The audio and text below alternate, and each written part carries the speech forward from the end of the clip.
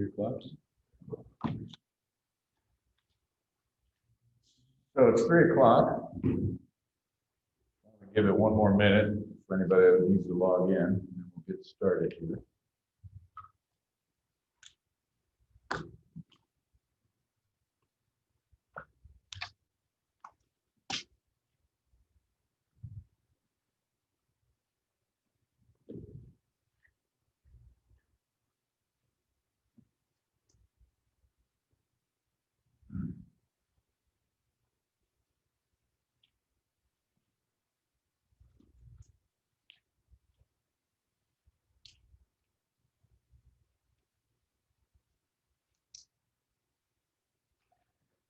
You see how many people are logged in?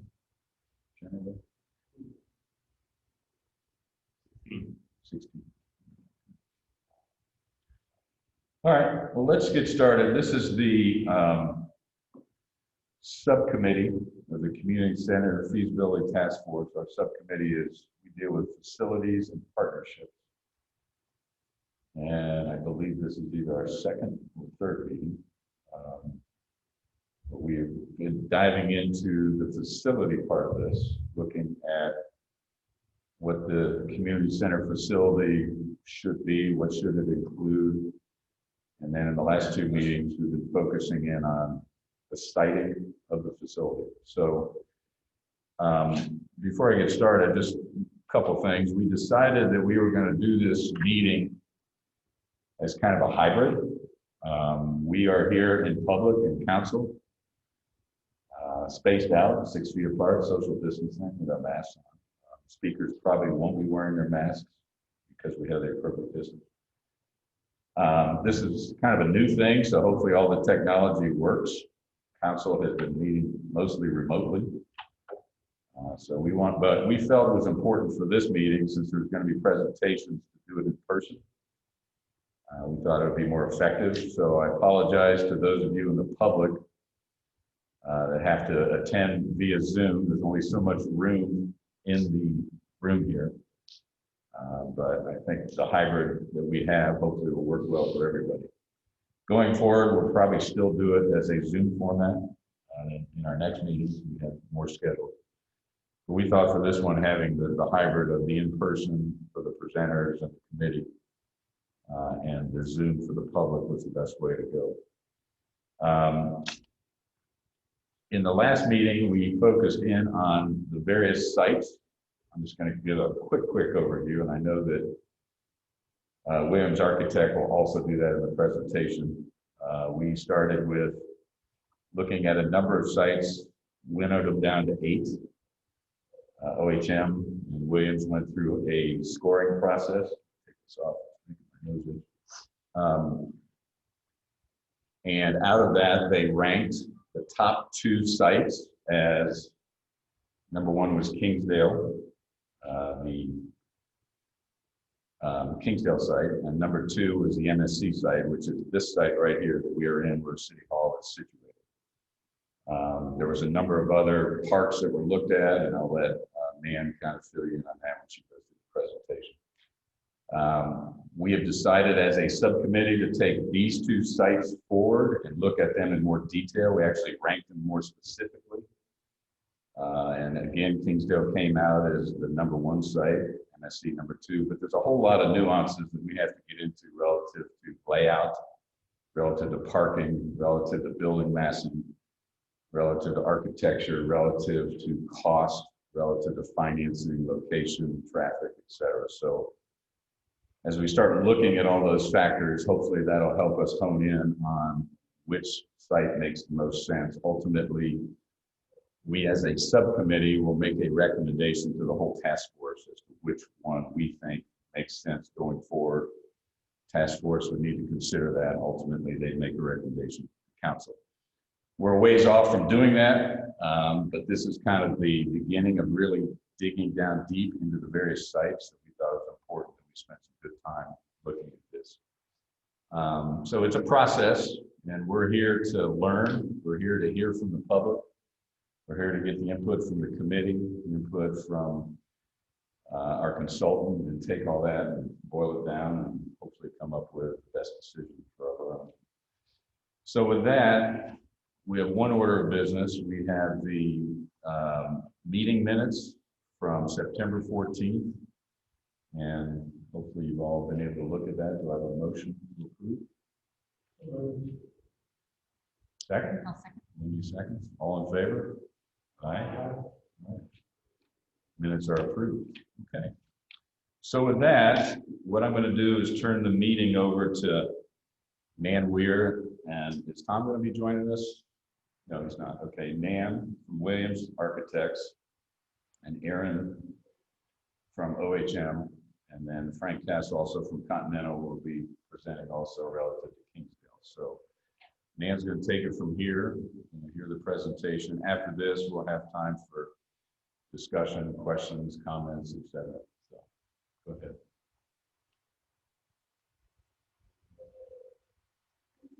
So I'm Nan Weir from Williams Architects, and Williams Architects, along with OHM and Post Consulting, make up the consultant team for the Community Center Feasibility Study.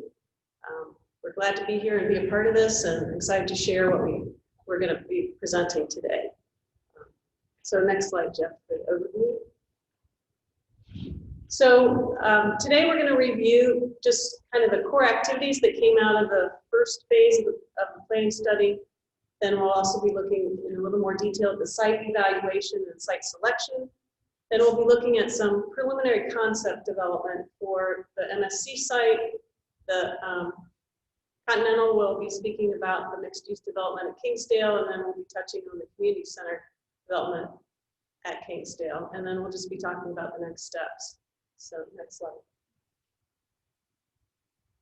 So in phase one, in addition to getting some feedback about the community about all kinds of questions relative to a future community center or the potential community center, we identified kind of the core programs and activities that should be included based on feedback from the survey and at the community meetings. And so just to remind you of those components so that when we're talking about them, we have a couple slides here to just talk about that. So we have athletics, which includes all the different courts: volleyball, basketball, pickleball, badminton, anything you might do in a gymnasium. We also have aquatics, which includes swimming lessons and lap swimming and activity play, and also water aerobics and things like that. So next slide. And then exercise, so that includes the fitness equipment, this adventure play, which seems to be very popular right now in exercise, and then the group X, yoga, Pilates, etc. Next slide. And then seniors, so we will be incorporating the senior center most likely into this facility, so that would include activities like the social gathering, the silver sneakers, some of the just hangout space, meet your friends, also some cultural activities. So we have some shared meeting spaces, some classrooms for arts and crafts, and other types of activities. So Jeff. And then multi-use facilities. We have a demonstration kitchen for some culinary activities. We have opportunities for art exhibitions, and some other multi-purpose meeting spaces, as well as some youth activity spaces. So hangout space for teens and middle schoolers, including gaming, or we also have some spaces for younger children, such as play area, indoor play areas. There would also be some childcare available during activities for parents who might be working out.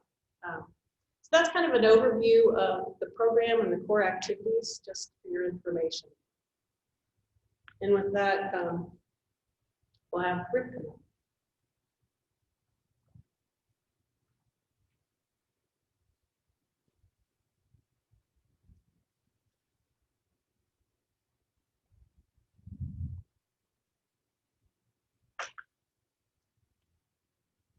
Thanks, Nan.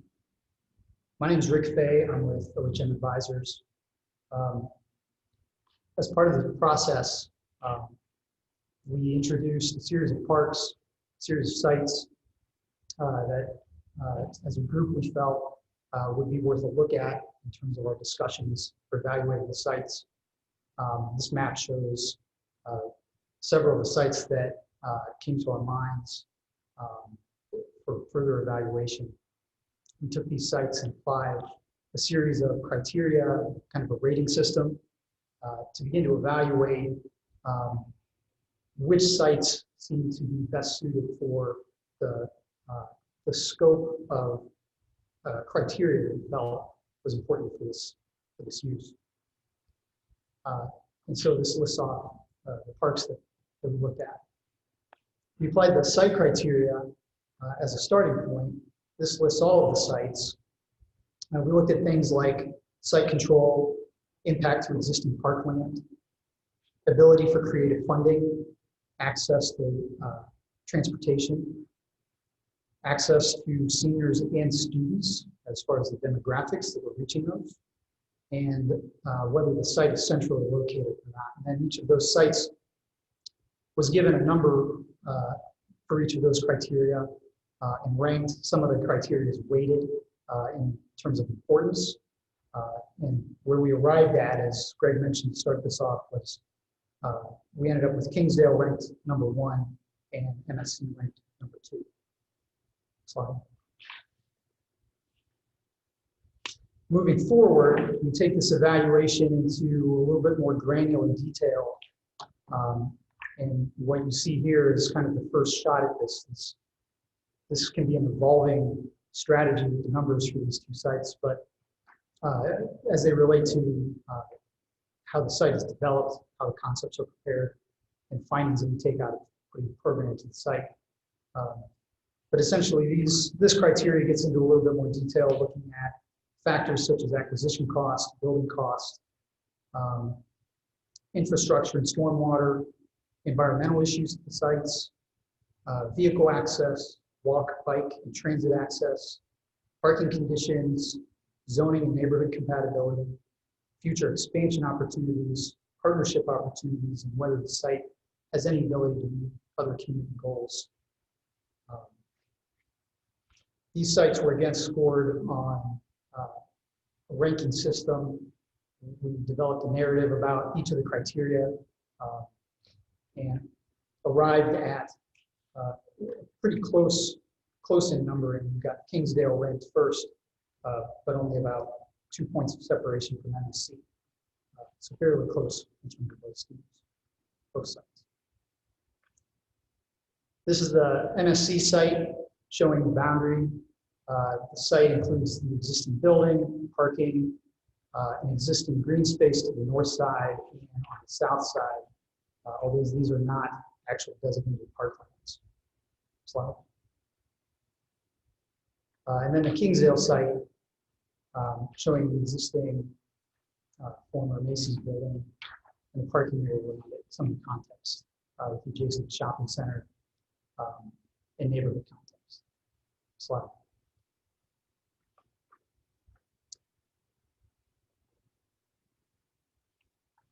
We looked at an initial concept for shared parking, given that this use, the community center in both sites, is going to be with a mix of uses. It's not going to be isolated in a vacuum.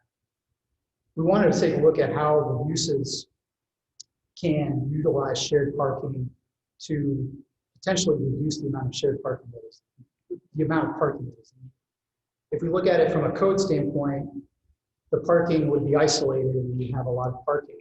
But in reality, a lot of these uses, some uses may be underutilized at times that other uses are heavily utilized. And so we took a look at how do these factors play into the parking use. The chart you see on the kind of the bar chart you see on the left, this takes a look at what happens if these uses are layered together. We use Urban Land Institute's shared parking methodology to arrive at these figures. And what we're trying to get to is understanding the order of magnitude of percent of reduction. The chart on the left speaks to how these uses layer on top of each other, those that are underutilized or heavily utilized at different times of day. And from code, where we end up with is potential for 32% reduction factor in parking.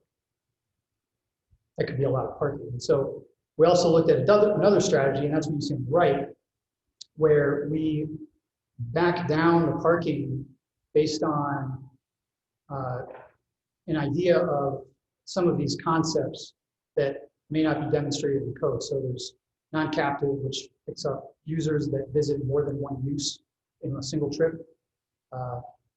Occupancy, which is vacancy rate, we're assuming everything's fully occupied. And single driver, which is essentially single occupant car. And so we can use these, we can dial these back to account for carpooling and visiting multiple uses in one trip. For instance, people using the city administrative office parking spaces may also use the city assembly parking spaces on public hearing nights. And so that arrives at about an 18% reduction factor, just looking at those items by themselves. For the purposes of our study, we began to feel like, as a discussion starting point, 18% seemed more palatable to start off with. Slide. So this breaks down further into the parking analysis, this specifically for the MSC site. We're starting off with a program of the community center, about 98,000 square feet. We are anticipating including city administrative offices that are existing, the assembly use, and the police, again, existing. The parking required, then the breakdown works out being 361 spaces. That's with our 18% reduction factor. And then the parking provided in our scheme, which you'll see here in a moment, gets us to about 370 spaces if it's existing building, and 417 if it's entirely new building. You'll see this concept. Slide. And then a quick analysis of the Kingsdale site. This is just the community center building. When you see the site, it's there's more to it than just the community center building. But the community center building itself, again, same program, 98,000 square feet, plus or minus. And then office, assuming about 50,000 square feet. This gets us to about 500 spaces.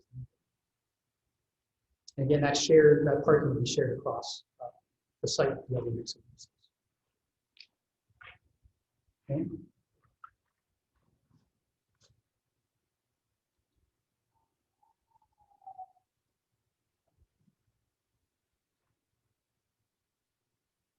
Next slide. So I want to just emphasize the fact that we're really very early in the process of concept development, and that our team has really been working on what we call these blocking and stacking diagrams to really understand the different components of the program, and that this isn't an actual design yet. It's really trying to understand what the volume of the spaces are, what the relationship is between the spaces, and how that works with parking. And we looked at quite a number of concepts that kept this building in place and then had an expansion for the community center as well as a parking garage. And then we also looked at a new concept, and you can see those blocking and stacking diagrams here in this illustration. Next slide. So we're going to look in a little more detail at the new concept on the MSC site. The assignment was really to try to keep it within the existing developed footprint of the site, so to not extend into the green space at the point or into the green space that separates the municipal center from Trouville behind it to the south. So we were able to do that with a concept like this. Again, this is not an actual design, but it's really just an approach to how it might work on the site. So you can see that there would be access still off of both Tremont and Kenny Roads. There'd be a drop off on the north side of the site. We think there'd be really great views coming down Kenny Road to this, really what becomes a pretty high profile municipal complex, which would include city administration, police, and the community center. Next slide. So this is a look at the ground floor, and the parking is kind of embedded within the building so that you don't have a standalone parking structure. And it's a 4-level parking structure within the building. And to the right, you can see the blue side, which is the community center side. On the first level is aquatics, and an access point. Well, I should say there's a main lobby in which you would be greeted either for community center use or municipal use. And yeah, thanks, Jeff.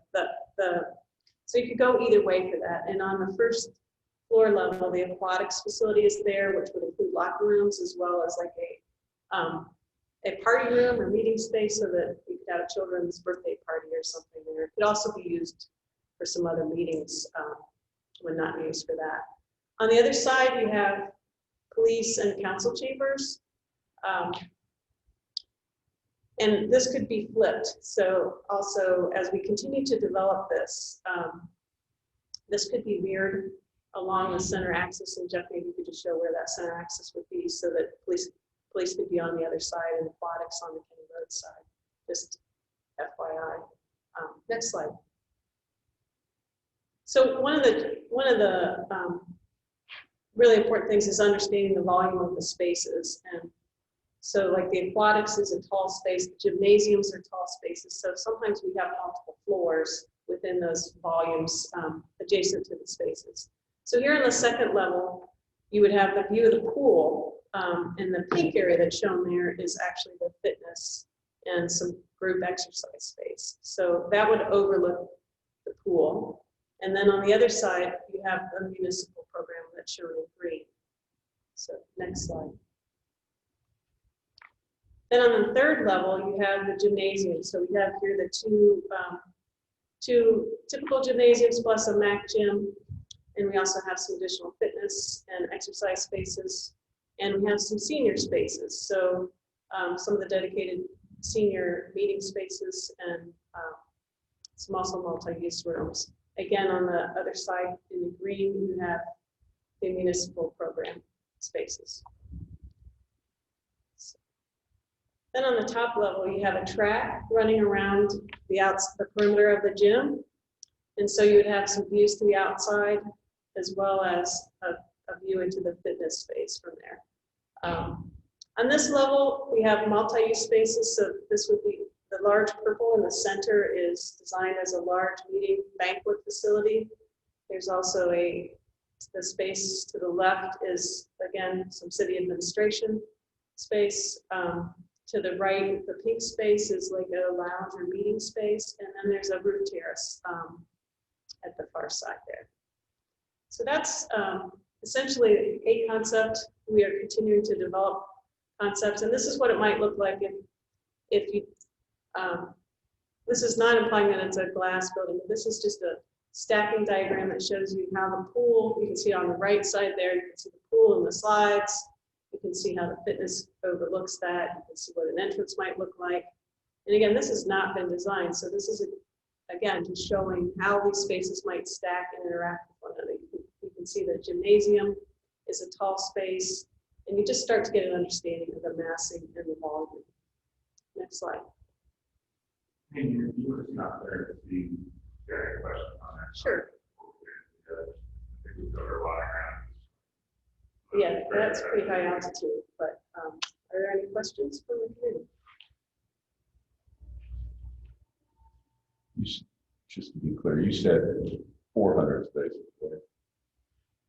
I'm sorry. Yeah. I think of Kingston, but never mind. I'll ask that later. Yeah.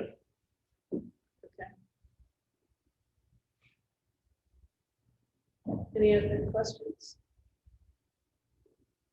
And we can do some questions at the end as well. So then, Frank, if you want to come up and share a little bit about the mixed-use development at the Kingsdale site.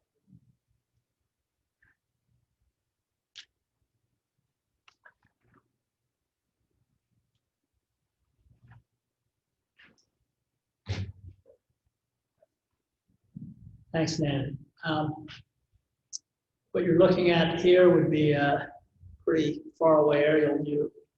Can we zero in a little bit? So Kingsdale that we redid, well, let's go back to the first one again real quick. Kingsdale that we redid, you see the large white piece at the bottom would be the Kingsdale Market District store.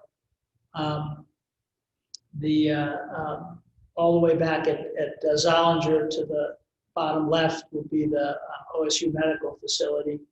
And all the rest of it would be the retail that was redeveloped now probably 10 to 12 years ago that Continental did.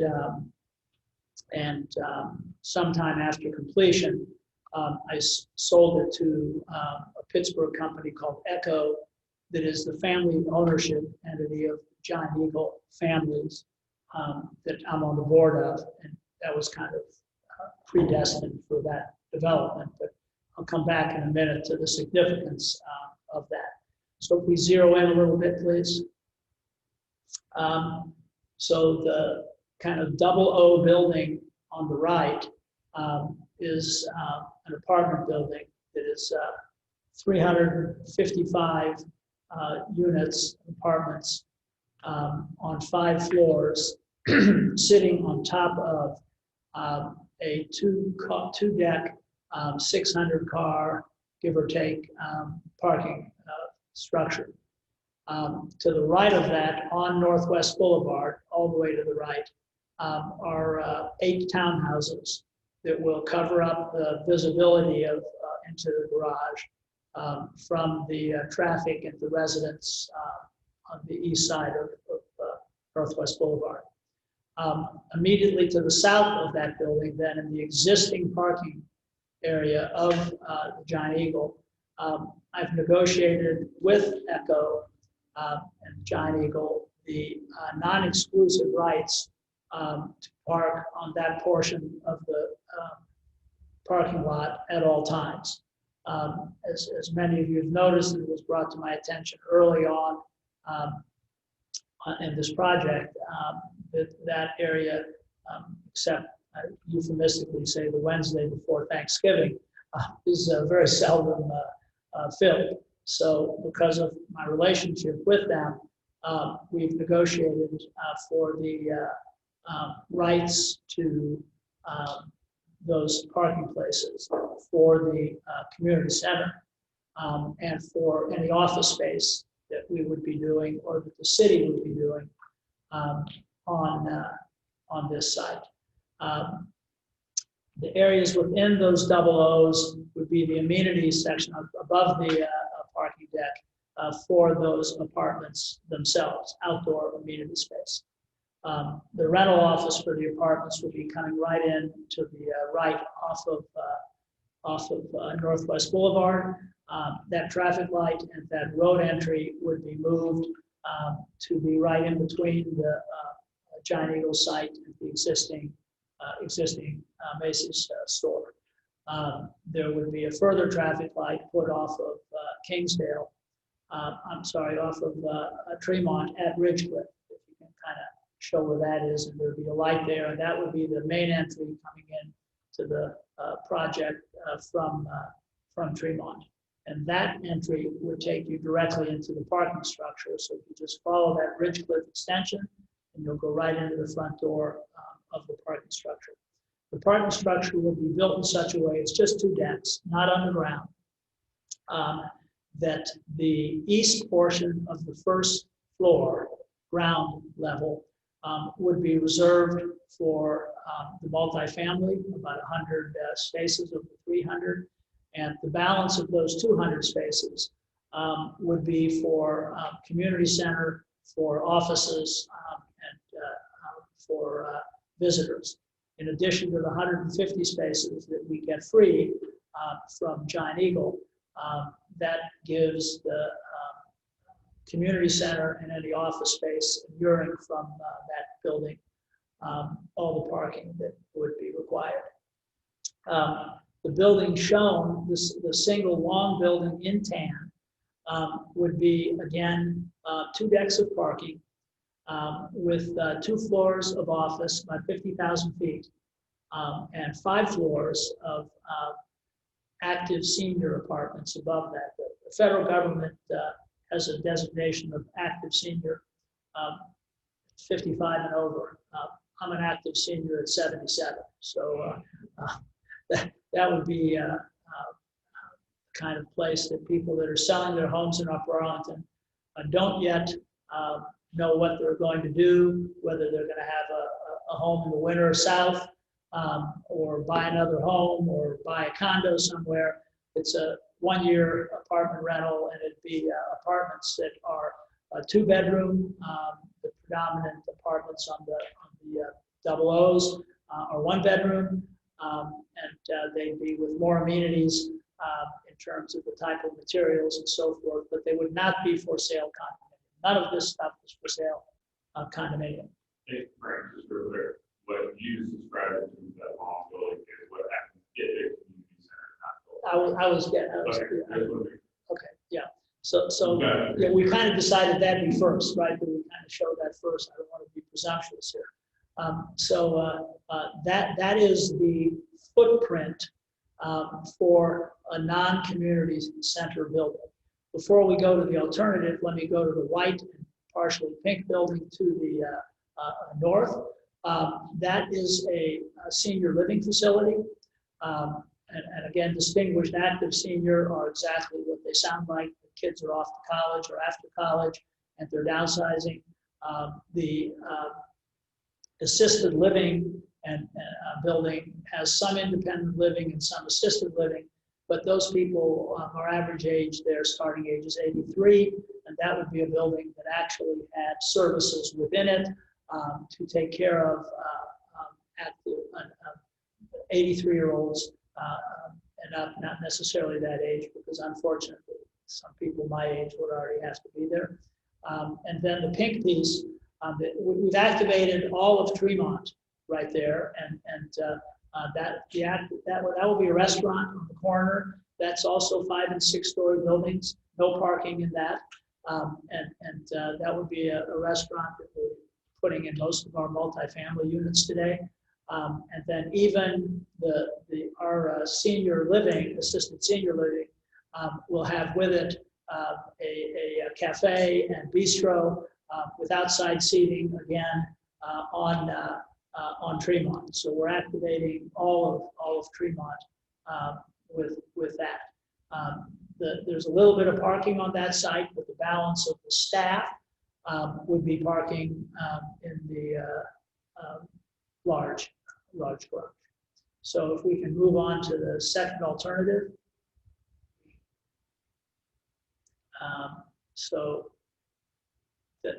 This is the apartment building, a view of the apartment building as preliminarily depicted from the north, looking south on Northwest Boulevard. And you see in the right-hand corner on the back would be a mild view of the little view of the senior living facility. Okay. This would be a view of the senior living facility from Tremont. More traditional, many materials the same in both, but more traditional, and balconies, and that would be actually looking at it from the corner that the restaurant would be in, coming right off of Ridgecliff from Tremont. Now imagine that you are onto our site, you have crossed Tremont at Ridgecliff at the new light, and you're driving toward the parking structure I described to you, and you look to the left, that would be the entrance to the senior living facility.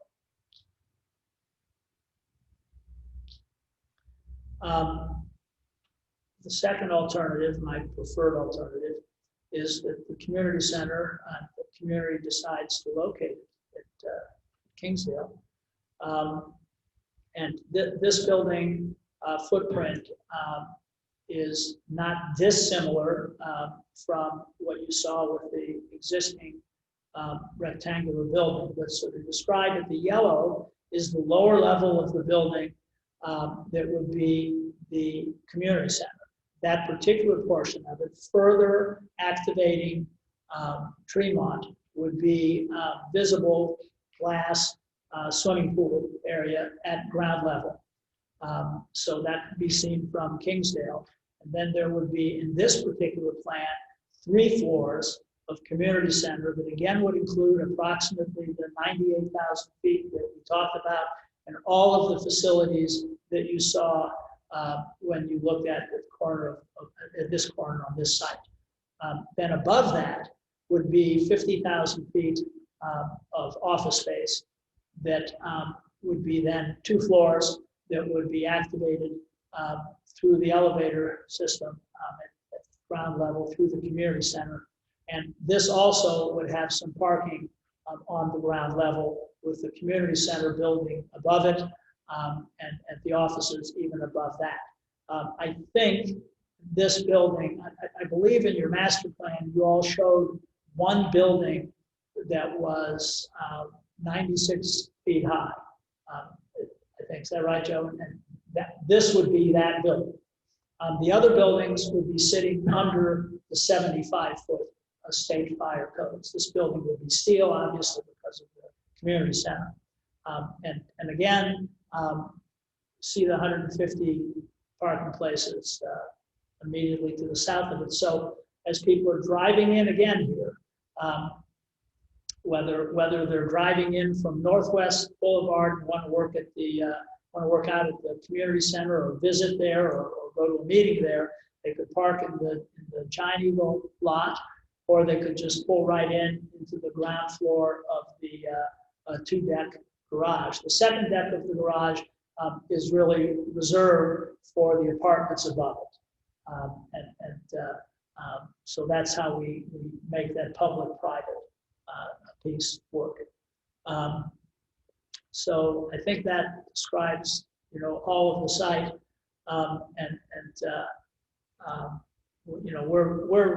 I can't tell you, I mean, Steve will tell you, there's been very few days since mid-July when we started looking at this project that he and I haven't talked with Dan and Joe and staff members. And so we're very excited about buying the Macy's store. We were very excited about Kingsdale and Kroger and Southeastern companies thought we were the right buyer for it.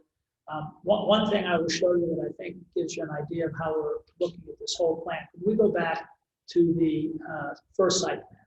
That's a little too small. Let's do the next one.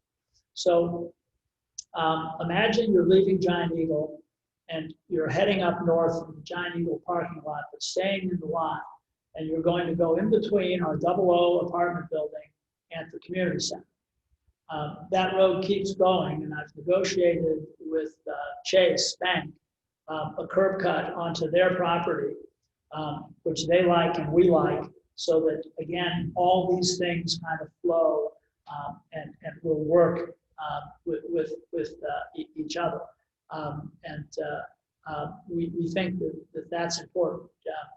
This was not easy to put together. We had a little bit of advantage because of my relationship being on the board of ECHO, but we also were dealing with Chase Bank that oddly from 1959 had a 50-foot no-build easement on this site that they gave up for nothing, sort of nothing, but that is making all of this happen, making this site very viable.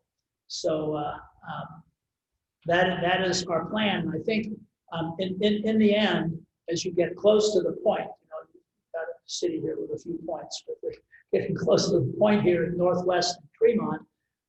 Right now, the Schottenstein family that did reach out to us, they're working on their site because the Barnes is closed, and they're talking to some tenants for there. And so in the end, what makes great sense, at least to me, and whereas I'm not a planner, I've been doing this for 45 years, so I think I'm a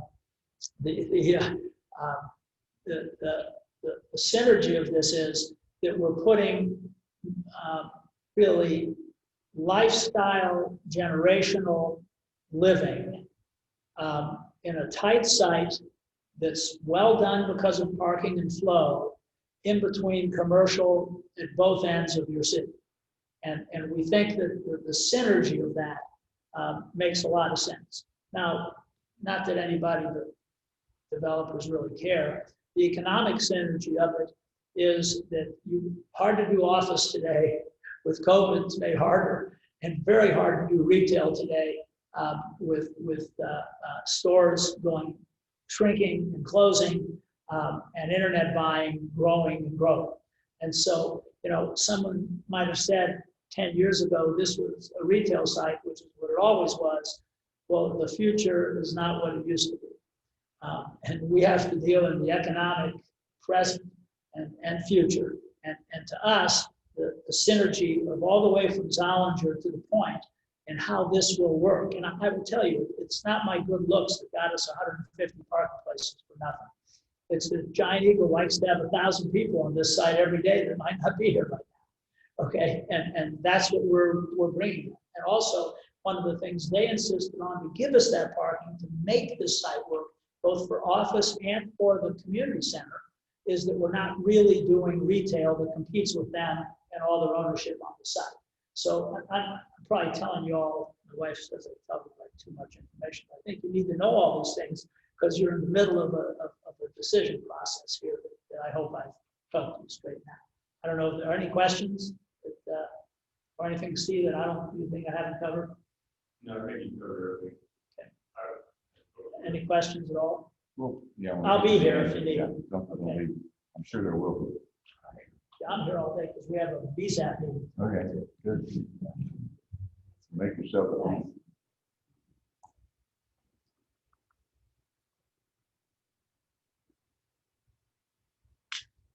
Thank you. That was, it's really very exciting to see the things that are happening in Upper Arlington and the partnering that's taking place and the potential developments. So thank you, Frank.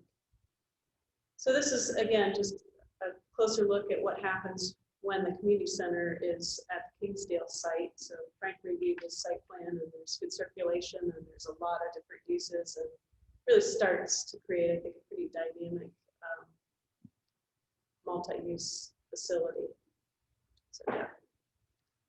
One of the things that we're just showing a couple of options today, but we want you to know that and be aware of the fact that there have been a lot of different concepts, and these are some of the preliminary concepts that Edge looked at with Continental on just the siting in the community center on the Kingsdale site. So you may not be able to see this, but there were some options earlier where we were looking at the community center site along Northwest Boulevard in a different variety of settings. And we're really just sharing this so that you understand that we've been looking at some different arrangements on the site.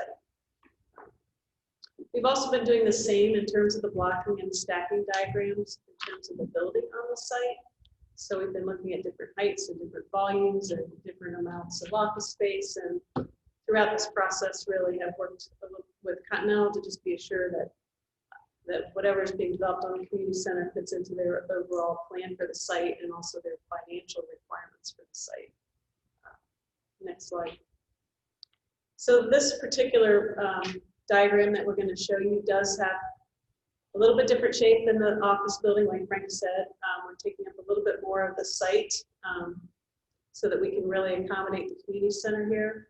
Both this plan and the MSC site are assuming essentially the same program, about 98,000 square feet of community center space. And in this case, aquatics is still on the ground floor level. Actually, Jeff, why don't you just show where Tremont Road is, just to be sure people are oriented, and then show the little roadway at the other, which is really the east side of the site. So that's the driveway into the facility. And then the driveway to the east, which would connect back to the main shopping center.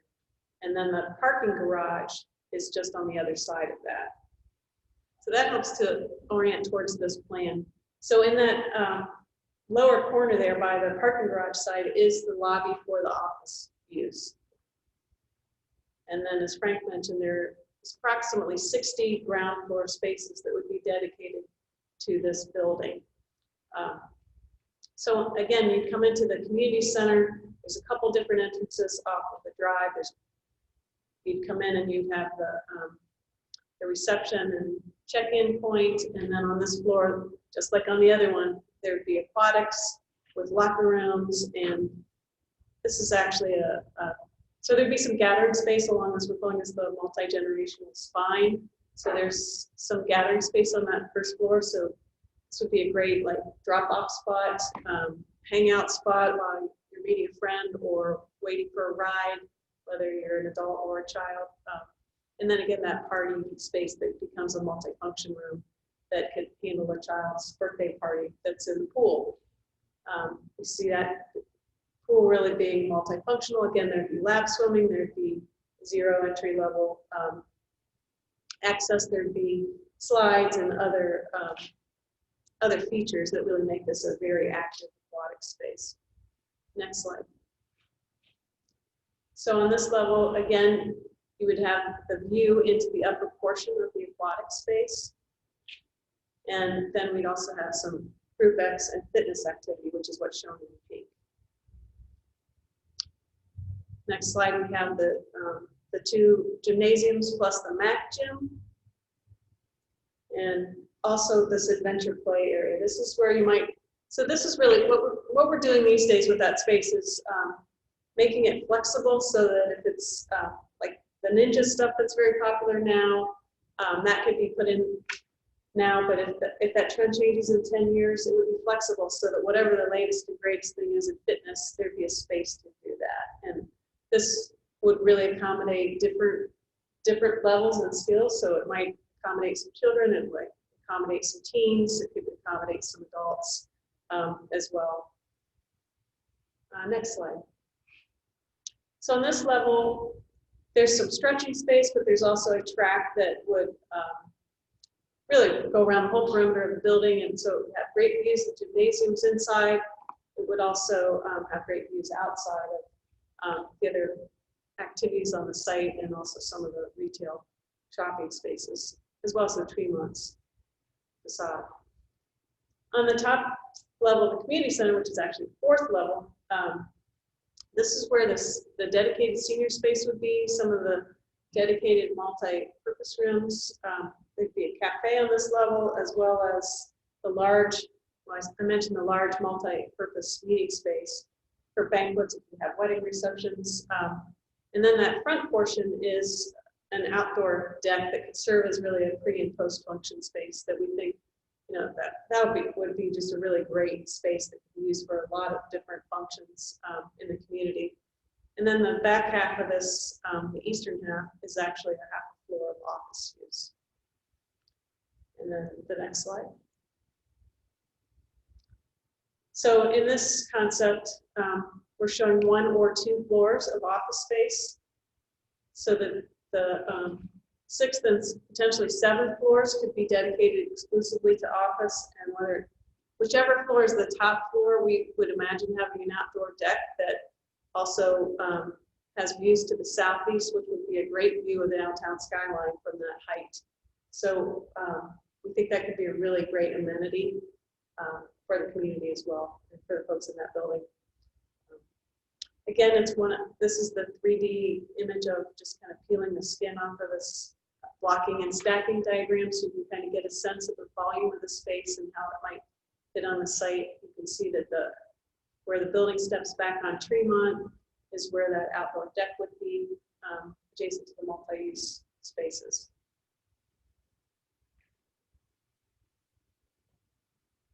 So what's next?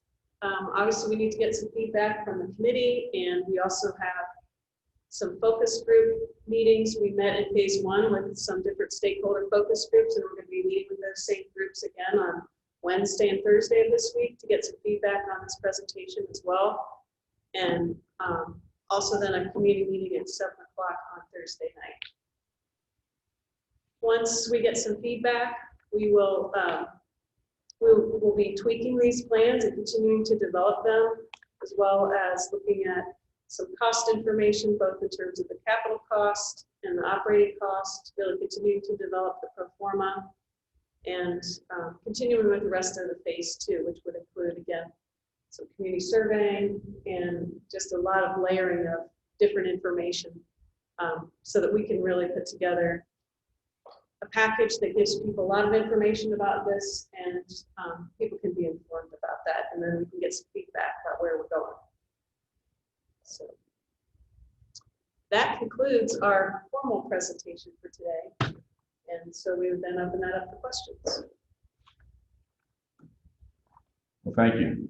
Yeah, I think jump in, questions, comments, whatever. Sure, everybody's got a lot of thoughts. So.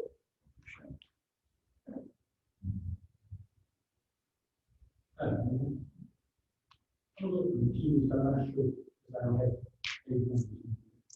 This here is shown, appears to be the one that shows it shows the yellow space, which appears to be in addition to the community center. Yeah, that. Yeah, so really what this is showing is the community level, the community center levels would really take that whole footprint. Including the yellow. Yeah, the yellow and the blue would be what's happening on the lower levels. And then as we get to the building, the fourth level, the community center and the building, the office space above, it's really just that blue space. So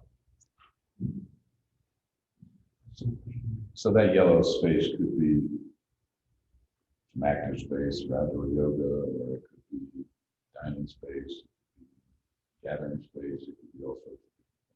well, I think you're referring For to, the top level. yeah, for the fourth level. Yeah. Yeah, there could be classes out there. There could be, like you said, there could be a wedding reception. We could set up tables out there. It could be used for a lot of different public And I functions. think that's tall enough that you can see right over the Kingsdale retail piece. You can see all the way to downtown. Yeah, I remember I looking mean, we at have the the aerial drone photos. shots of that, so, you know, we have to look at the different levels, but, so there would be this space and then it'd also be one on the top level. So that's basically looking west. Yeah, Well, you have to kind of look.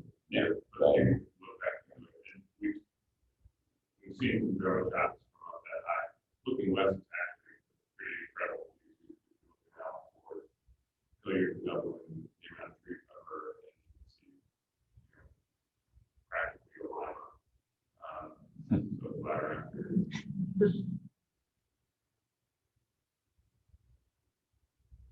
I have a quick question. I mean, I think it's great that there's going to be a senior component potentially on the Kingsdale site. So obviously, a lot of the synergies we've been talking about on the programming for the community center will now be real because now you have a higher population of seniors living next door. So I wonder to what extent you think that may influence a little bit the programming and how people move in a pedestrian way from one side of the site or walk over and a little bit that experience. well, and that's a good point. And, you know, there are gonna be different things that influence the plans at this site versus the Kingsdale site. And so really what's shown in these blocking and stacking diagrams is the program that was developed in phase 1. And it's been tweaked a little bit for each of these, and that's what's going to continue to happen as we really look at each of these sites and take the next level of concept development into the plans. We're going to be looking more specifically at each site in a little more detail as we start the design process on that. So I think that's a good point, though, that, you know, we really need to be thinking about that, given what else is happening at the site. And really looking at how that office use functions too, and what other amenities there might be related to that. Just a real quick housekeeping point. When folks are talking, this is going to sound a little bit weird. When I'm talking with each other, but make sure your head's kind of a little bit towards the microphone, and I think that will help with the sound. Dan's not listening to a podcast. He's already listening to this and monitoring how we're doing on audio. So if you all get a little bit of it.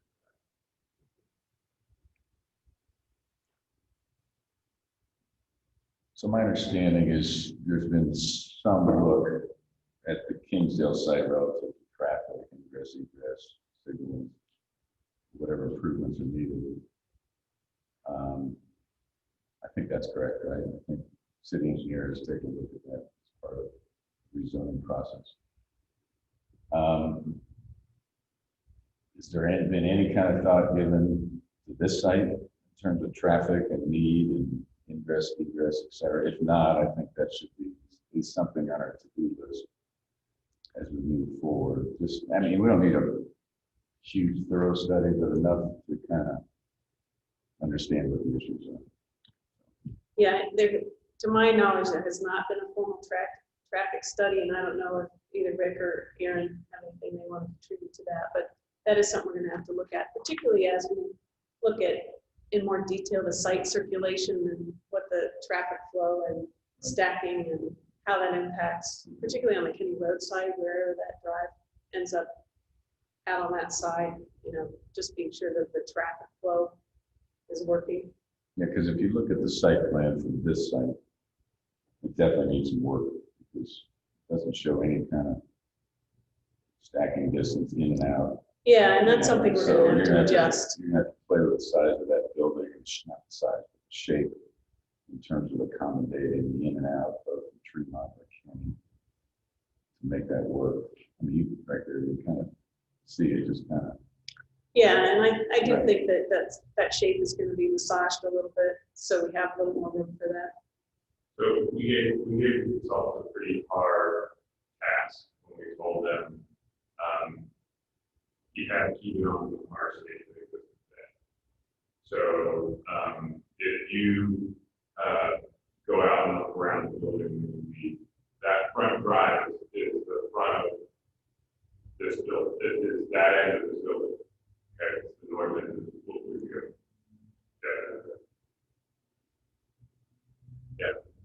The back of that parking in the back is where the parking is there. So they're not, other than the trees that are in the parking lot, they're not touching any of the trees, they're not touching any of the trees there. If at some point that gets loosened a little bit, that helps, but that was the envelope that we gave them. I think the reality is it's gonna, to be workable, it's gonna have to be loosened. And my guess is, in consideration of the Truvo folks, probably the direction of move is down toward the point if you have to do that versus back toward Truvo, just because of the height of the building. That's my Yeah, guess. the other thing I'll say is just to get a sense of the height when you walk outside. So the sculpture, or whatever you would call it, out front here is 60 feet tall. We think that the antenna, the police antenna on the back of the building is about 100 feet tall. What you have programmed here is about 8. So it's interesting. So when you walk outside, when you get a sense of how tall the building is, you get a couple visual cues for you to be able to kind of get a live kind of person scale. And you didn't specifically say it, but just so for everybody on the Zoom, just so they're clear, this concept results in the total demolition of the current NSC building. This is a brand new building that accommodates both community center and city office functions. There was an option that was looked at early on to save this building. We looked at it, and they looked at it, they looked at it, and said, doesn't make a lot of sense. So you can see that one up in the top left, that's the one where there's some thought, is there a way to save it? It ended up with a parking garage.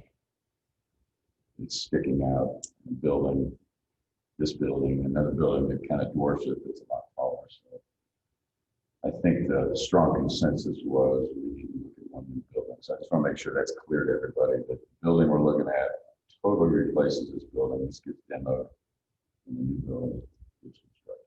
So.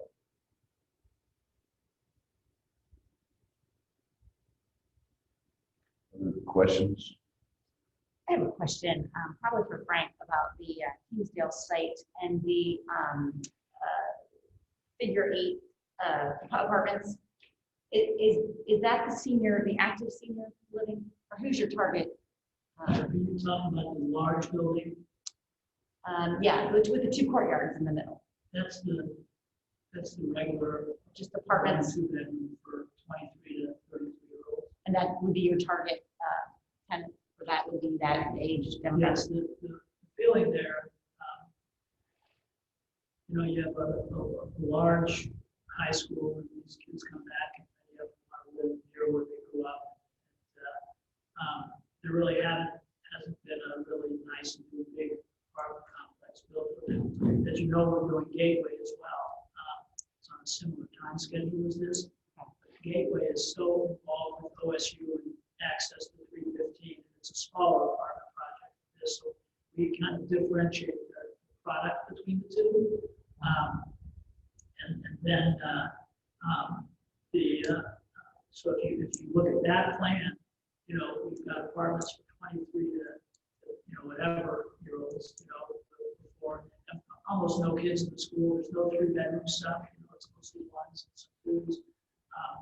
And then from there, we go, if there's no community center on the site for an active senior, which is people that are selling their house and not knowing exactly what they want to do. And then from there, it's life, move on to people that are wanting independent living, but have a red button and can call the nurse or already need to be in a building with assistant. That building to the north on Tremont would be both. So the whole thing is life cycle that would be there. If the community center goes there, the tenancy in our building, the larger double O building, I'm calling it, would not really change much. We might a little bit change the mix of 1s and 2s to be able to accommodate some 55, 65 and olders in there. And certainly in the townhouses, but there's only 8 townhouses on Northwest. They'd be pretty prime. Does that answer? It sure does, yeah, thank you very much. In your apartments, what amenities do you have in there? Will there be gym? Frank, why don't you come, just for the audio, can you come up here and say, You're on the book. just so that picks you up. Yeah, sorry. So that is directly related to the community center. If there's no community center on our site, then there would be more community activity within that building. Okay. Typically, what we're doing in these apartment complexes is we put in a fitness center, a large community room, and pools and so forth. There's still likely to be a possibility of a pool in the middle of one of those 2 landscape areas, an outdoor one, that could be there, but we're just not sure yet. The little dotted line on the lower right corner of that building would be where our rental offices would be, and then in the event that the community center goes on this site, then that could be expanded in that area. There would be more indoor facility. We don't do basketball courts or stuff like that. The inside of that would likely be outdoor pickleball, which that's today. And again, 10 years from now, who knows what that becomes. Our feeling on all of this, and the reason that when I first got involved with the project and came to see Steve and the staff, was the proximity here to the high school was very, very good. And as a result of that, that was a suggestion was made by his staff that we look at putting the community center here. And so all those different renderings that we were working on, Ryan Pearson from Entry was with me today, and the stuff OHM had done, we started incorporating all that and saying, if the community center went there, where would it go? And we ended up over here, which we think works. I think Tremont is definitely where the community center would be. It's the active road. Northwest it doesn't feel as active. I think you want it on the road that feels active. I don't know how else to put it. But that's, well, it turns out this was the best site plan for us, but we did a lot of it. Ryan and I locked ourselves in the room, and we met with staff an awful lot, and that we're satisfied with that. And we're also satisfied that if the community center does not go here, but comes here instead, that we know what the alternative is in terms of our life cycle of living.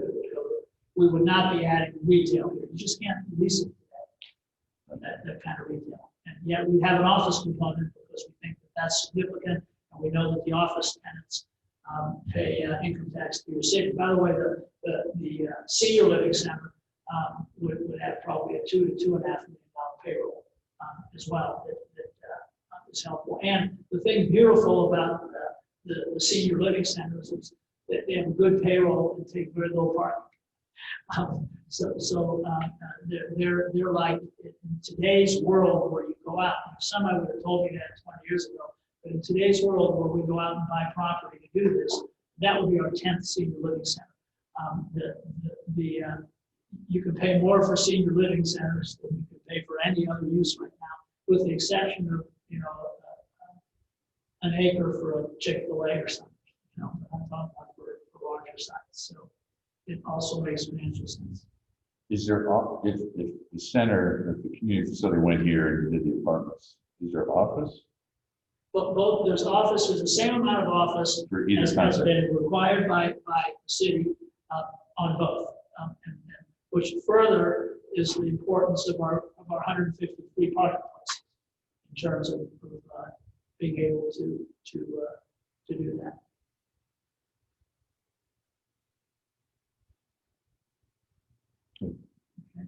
Frank, in the perfect world, what is your timing, whether senior center goes here or not?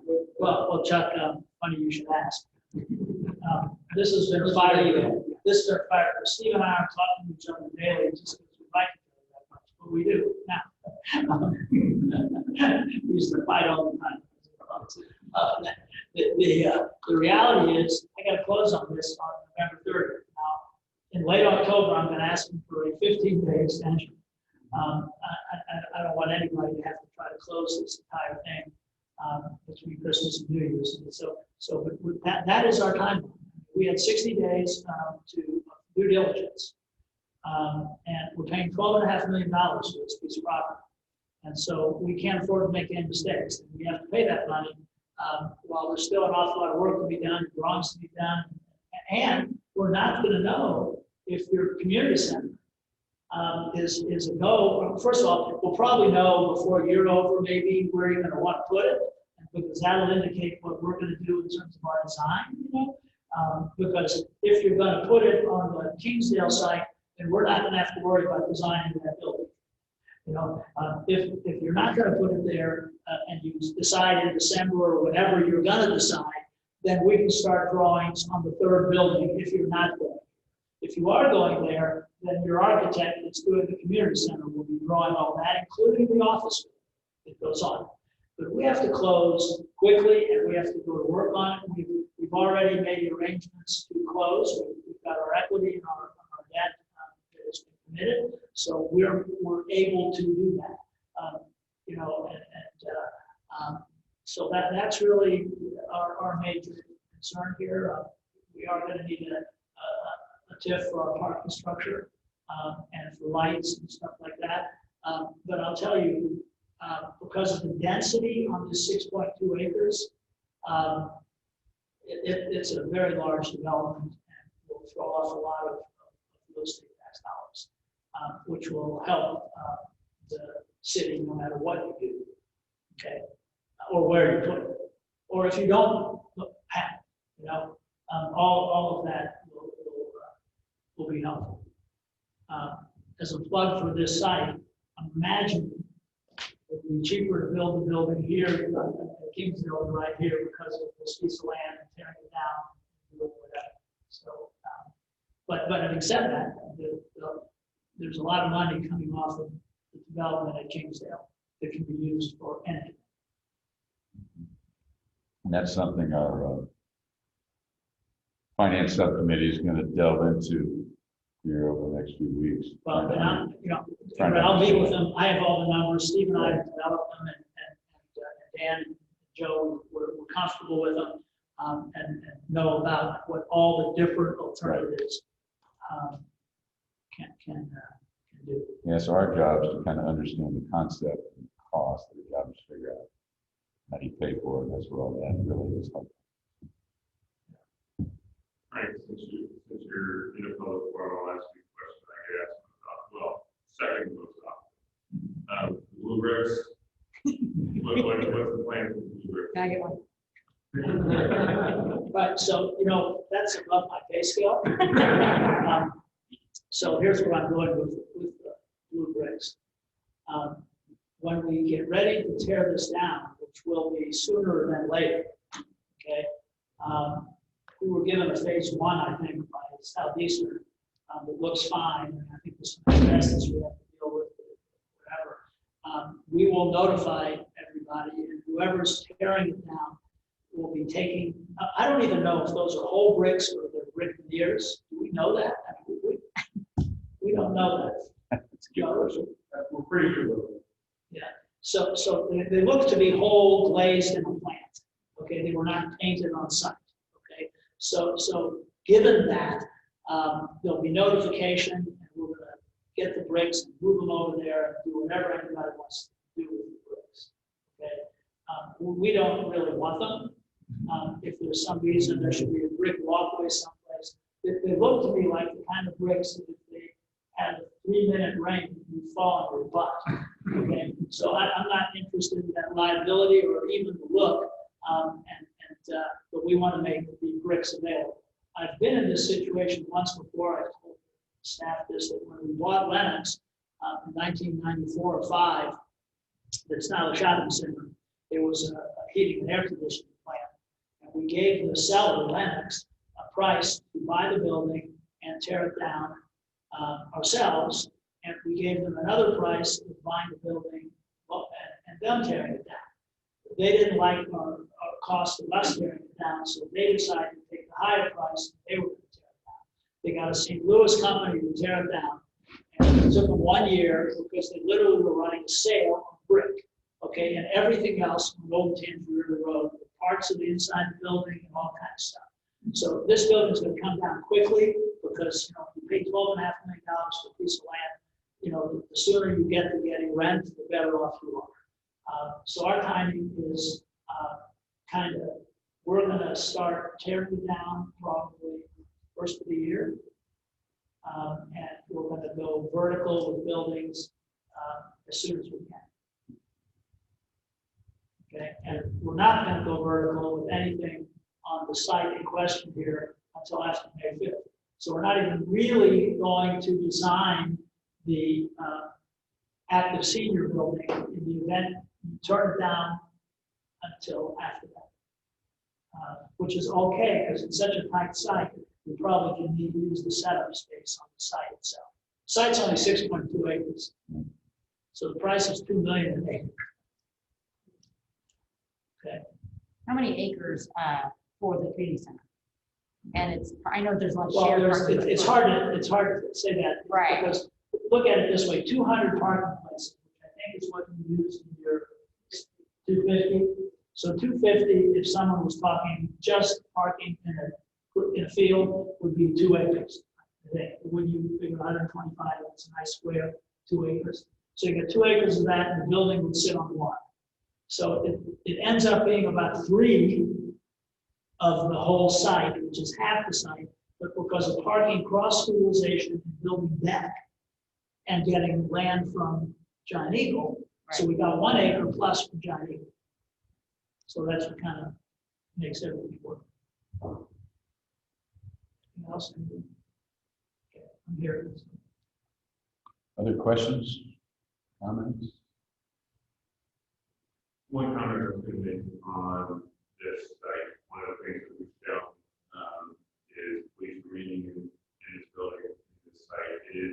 That is another option to bring the building and take police and move that function elsewhere, most likely over to the road adjacent to fire station 72. But just to give you all kind of most apples comparison we can for this point of the planning phase, left police in with the rest of the that has 2 impacts on the building. One is specifically the space that they have. The other is that from a parking list. These is really difficult because basically you have to triple park the police department. Because the parking for the folks who are there, parking for the cruisers, and parking for the chimney. And so that is one thing that if we get into this site at an excruciating level of detail, we may have that discussion. So if you're reviewing the plan in more detail, I did want to point that out. So Nan, what's your time frame for trying to rough out some costs for So, each? yeah, so we'll get the feedback from this week, and then we'll probably do the next iteration on the plans and put some cost numbers together. Assuming, based on whatever that feedback is, put some costs on that. We would also end up a number for the relocation of the police department, so that can be factored in. So we would just have a really high altitude understanding of what would be required for the parking site for that and the building cost. So I'm guessing we're a few weeks out on that still, but it's the number one next thing that we're working on. Because I think you really need that information to be able to make some decisions. Yeah, hugely important. I mean, I assume, I don't know, we can do a little bit of digging on this side relative to traffic stuff. I think it's probably insurmountable, but just to understand it, maybe understand that. And the city engineer in the next 2 weeks would be nice. I think the next committee meeting is next week. We won't be ready for that, and I don't know if this committee's going to meet that because that'll be up to you all. But probably the meeting after that, we will have all of that for sure. And then how much more, you've shown pretty good blocking and stacking is how you characterize it. Do you see yourself in the next 2 weeks taking that to a little bit more descriptive level to We really do. understand it Based and on see it a this, little we bit should have some pretty good feedback this week. And that then based on that, and we would just continue to develop those plans. Really more on a conceptual level still, but instead of just being blocking and stacking, there'd be a little bit more design on that. That would be more site specific. So we just continue to see that plan be developed. So we would do that, and then, we also have to interact with what Leon is doing on the pro forma and the business plan. So part of what's going to happen in this next phase is we're also going to get a preliminary understanding of the sizes of each of these components compared to the program in each location, and then also what that implies relative to the cost recovery structure. And so then we'll probably be sharing that with the committee, and they want to be tweaking the plans to be sure that, we'll probably come back with some suggestions about what would need to happen to get to your cost recovery goal, because I know we're not there yet in terms of the business plan performance, but he can give us some data on that. So there's going to be sort of this deciding back and forth between the business plan and the architectural concepts.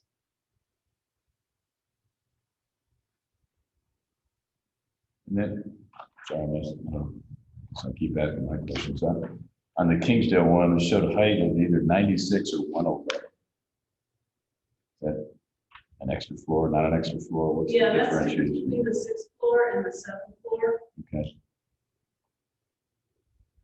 Kind of how much office we would build. so the 7th floor is the 2 floors of office. 6 is just 1 floor. There's really a half floor also in that plan right now. On the 4th floor, well, I guess it's really the 5th floor. It's all community center offices. No, so let's talk, if you don't mind, we'll talk about the office for a minute. So, no, this is commercial, class A commercial office. So, and, we obviously, because so much of our finance is on office, because the income tax comes off of it. I've been thinking a lot about the future of office these days.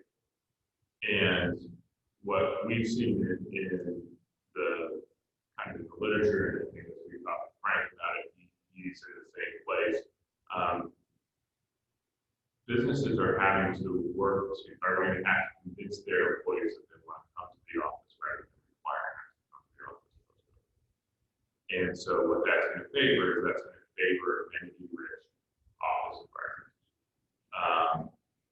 I don't know how you get much more amenity-rich in an office environment than putting 50,000 square feet on top of the community center, adjacent to the grocery stores, 6 or 7 restaurants, on 2 bus lines in the middle of Great Community. So we're pretty bullish on how an office like this will rent or how it lease up.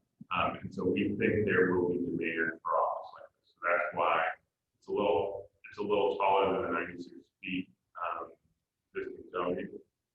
But as we look at it, we think there's a lot of potential here. We can put it all in the same building. And there is the possibility of getting a little bit more than 50,000, but then that impacts parking. So, finding that right balance. The floor plate here would probably allow you to get up to like 65,000 square feet or something, but you have to, we just have to look at balancing the right amenities and what that does to the parking. And, but if we really take this whole site like this, there are just some opportunities there if it needs to get a little bit bigger.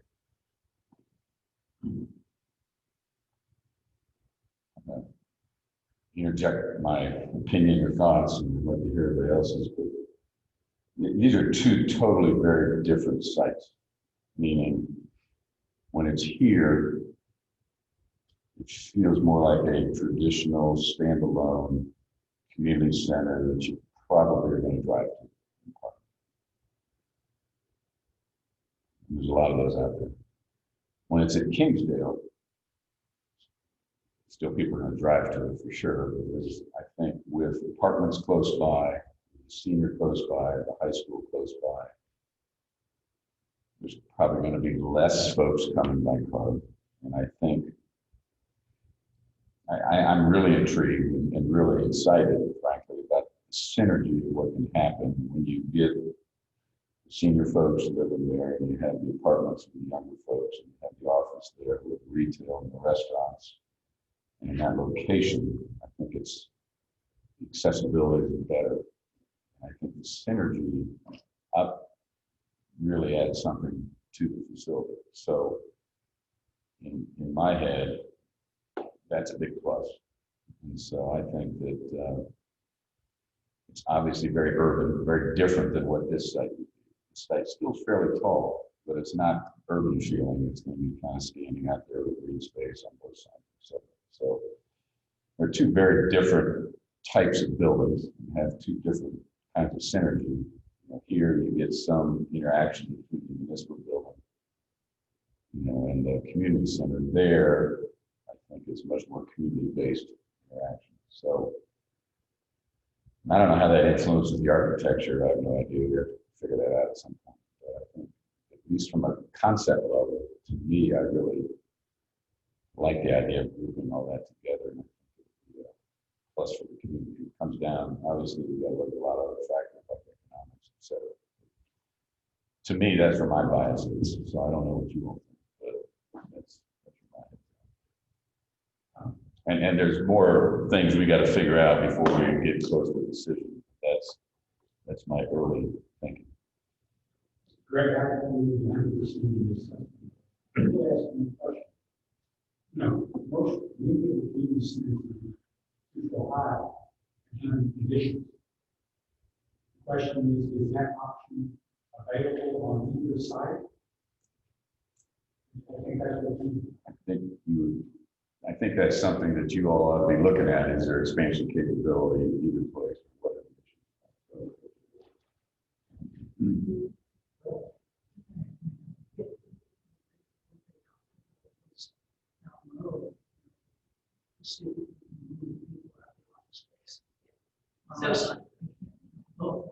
So on the, and maybe just that Kingsdale side up again.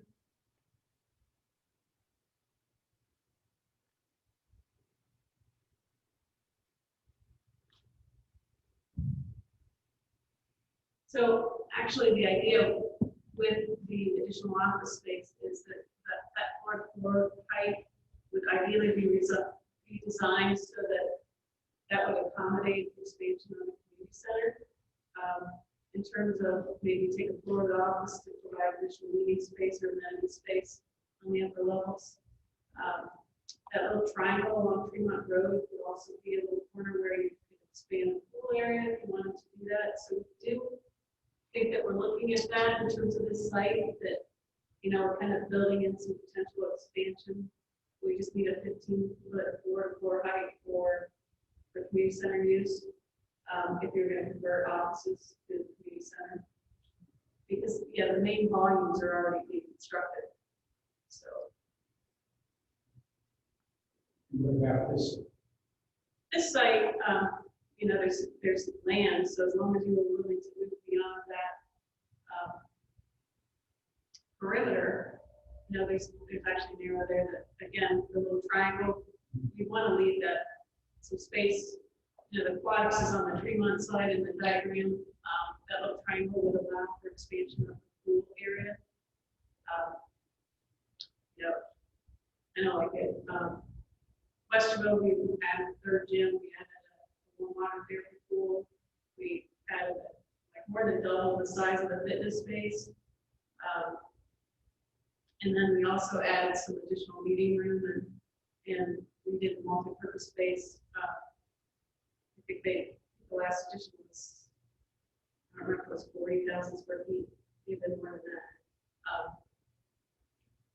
But I think we're thinking about those types of things on both sides. But here, you could also design the structure to go up higher, but in either case, well, maybe not these days are getting really tall, but I think here you can definitely go out a little bit.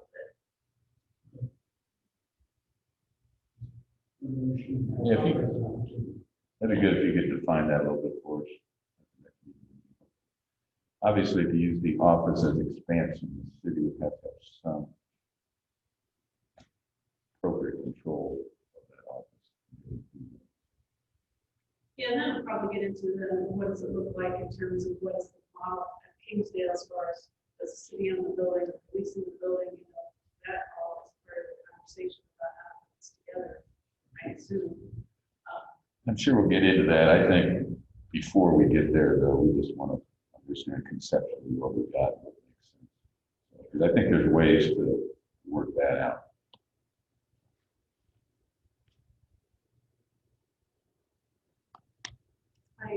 I think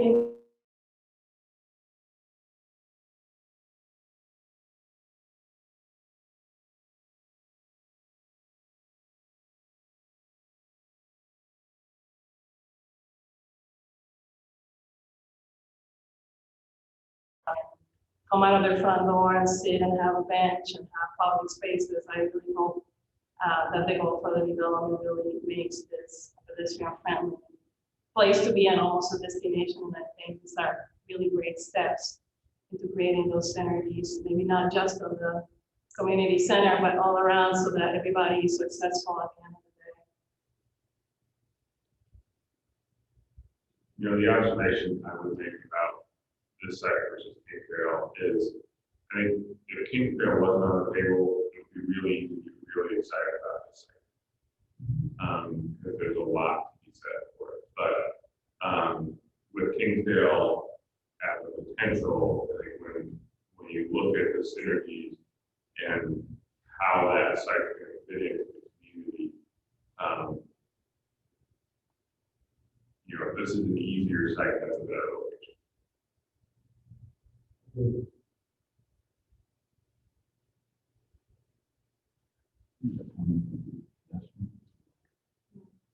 Yeah, I had a kind of along those lines as I was looking at this site in more detail. It sounds to me like we have 4th of July, a parade on Northwest Boulevard, and that site, obviously, as you mentioned, the high school. We anticipate a lot of traffic coming from the west towards the west side, from the east to the west. And obviously with the A-shaped building, it seems like it's very large and there's not a lot of cross circulation. But I was wondering if there would be an opportunity on the south edge of that 8, create a really strong pedestrian promenade. It could be lit with benches or something, but it really brings pedestrians to come on that, and actually it could potentially be, I'll put that up there. it could be a tie-in for the residents on that same building. They come down, maybe you have another backup elevators on that. They could really come on that south edge and connect. I know we're looking at the main entrance to the community center on Tremont, but potentially there's gonna be more, many students that will come on Northwest. I mean, I would anticipate as we develop this, there's gonna be a fire separation distance that will need to be maintained, so perhaps that becomes a pedestrian opportunity that connects Northwest to the building. You'd have to rebuild that driveway coming in anyway. Yes. Yes. And you're saying you have a pedestrian aisle through there as well. Yeah, more than just a little 4-foot sidewalk, but something that has a little bit of character. Something a little wider, has some character along the north side between that driveway. So, I think you were addressing me, weren't you? Yes. Okay. So, we're redoing the road. Right now, if you look at the traffic light on Northwest, it'd be up maybe 100 feet, and the north, to the north is fine. Yeah, and then it comes angling in and joins the parking lot. What we would do, John Eagle's being very cooperative. They don't want to lose all their spaces. Okay, we would relook at drawing that and maybe widening that entry road so that we could have a pedestrian pass through it and move our 150 spaces down a little bit. Maybe they wouldn't notice that. I mean, you may need another 10 feet. Yeah, but the problem is, 10 feet across there's 20 parking place or whatever. We have to deal with that. Okay, I believe that we have the capacity to certainly look at that now. But I'm also saying to you, it's the kind of thing we have to do now quickly as we're dealing with that, because we're going to have a permanent easement on that site. And, I don't want to go back after the fact and ask again. So we'll look at that. Look at that. Okay.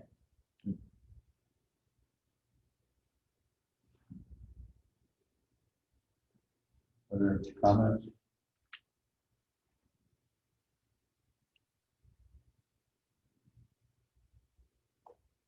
Question.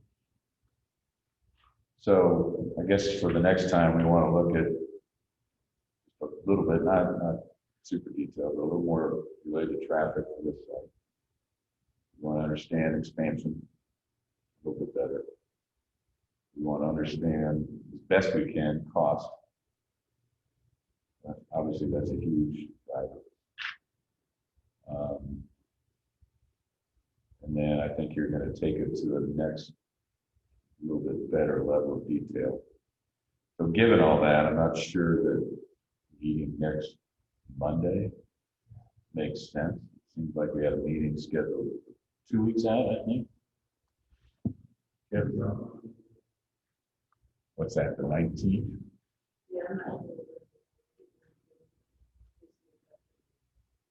So why don't we do this? Why don't we have folks a couple days back out to the committee, and we'll talk with William to make sure we've got enough time to get something meaningful back to you all.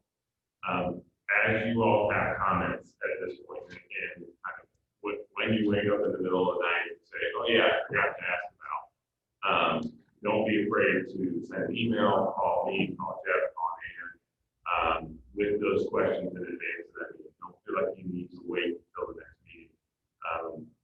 We're trying to work in real time, so feel free to come to us with those questions, comments. Denise did a great job kind of walking through what you guys were looking at plans and kind of setting her notes over to Dan, and I think that was really helpful in terms of helping us progress on it. So as you all have those things, do not hesitate to go ahead and bring them forward.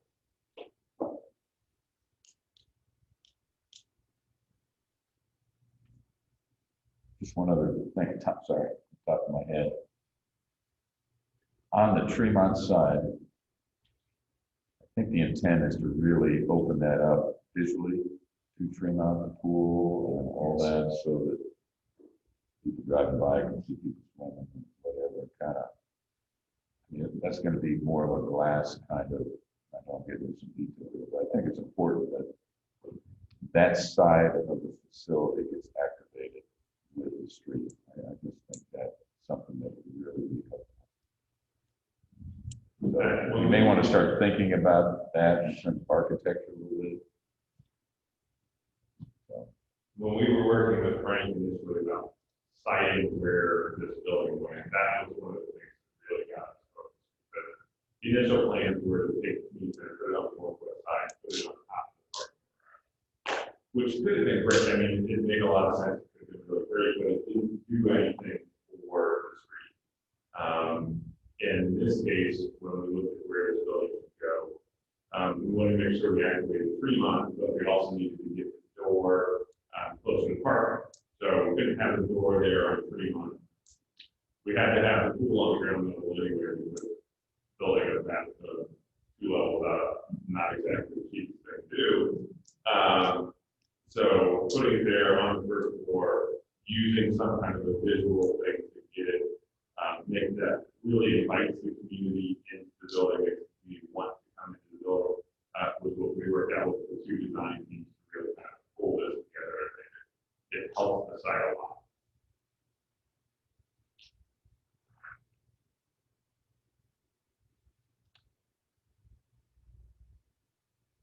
sorry, I interrupted what I was saying.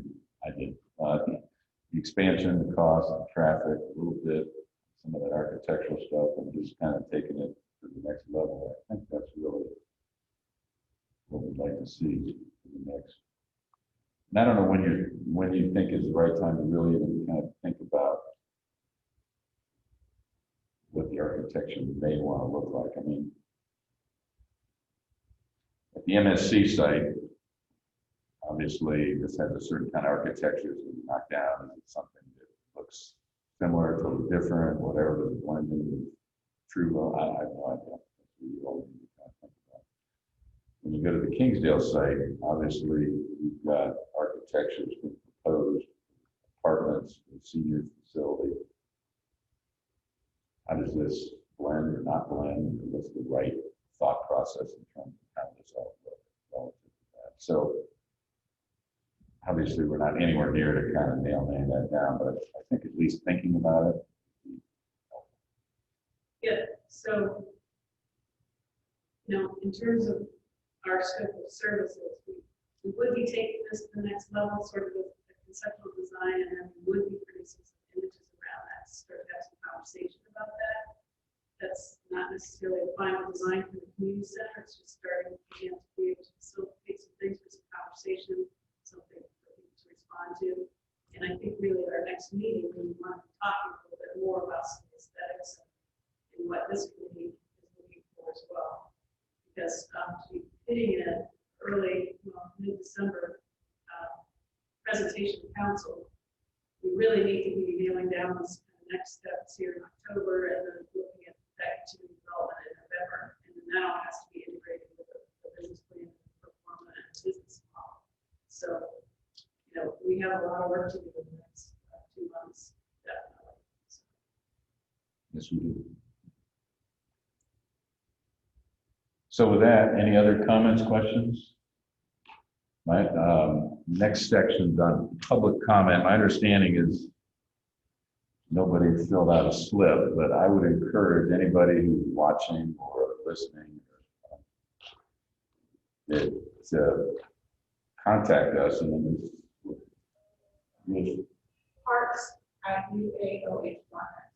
parks@uaoh.net. And I would encourage you to give us your comments or questions or both. Sorry we can't have everybody here and kind of interact in that way, but given the Zoom, this is how we have to do it. So, Greg, I do see that we have one of our co-chairs in the room, one of our co-chairs on Zoom, and Margie has unmuted herself. yeah. Thanks, Steve. Greg, can you hear me? Yeah, Great. I just wanted to, as one of the co-chairs, I just wanted to thank you and task force members and the consultants and Continental. Thank you, Frank, for this really hard work and dedication to moving this forward. We've made a lot of progress. I know we've got work to do. However, many of you have day jobs and other things that you do in your life. And so spending the time and energy that you have and being so thoughtful about the questions and what our options are and moving forward is really, really important to this community and this task force since the City Council charged us with the work that we're doing. So I just wanted to say thank you for the terrific work and continuing to move us forward, and to the city staff as well for your support. we're having fun. It's good. Maybe you good. All right. So I'll reemphasize that. Anybody that's listening from the public, please, questions, comments, thoughts, ideas, email us.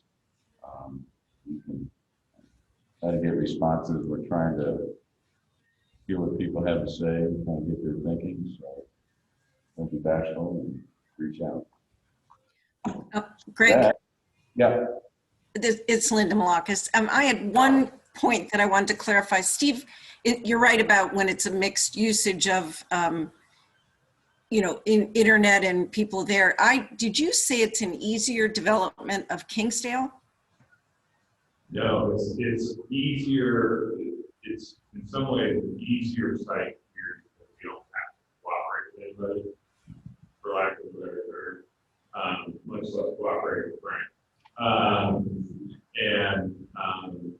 Versus the other site, because there were restrictions, we're having to work in a more dense environment, more complex environment. It's a harder site to do. But there's a richness that comes with that complexity that I think the committee members here were going to talk about.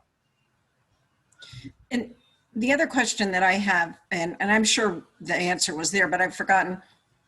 When we go to the board to present, will it be with one site? Will we have narrowed it down to one site at that point? And I think, I can't speak for everybody, but I think, I'll say what I think, if you may disagree, let me know. But my druthers would be that we analyze all this, look at all this, and go to first the task force, and then task force would go make a recommendation to council with the preferred site. I believe that is our charge. Yeah. Make the recommendation, it's this facility, this kind of budget, this kind of operating. Here's how that's what I interpret our. And council for sure has the right to ask a lot of questions as to how we got there, and what's the background info and all this. We'll provide all that to them. But I think it's Bill's point, it's our charge to come in and say this is the one we would recommend. I think, Greg, is there a survey between now and December? Yeah. There's a survey that's going to happen so that for sure the public's going to have a chance to weigh in, kind of give their thoughts and ideas on that. So we're going to certainly take that into account. That answer your question? yes, thank you.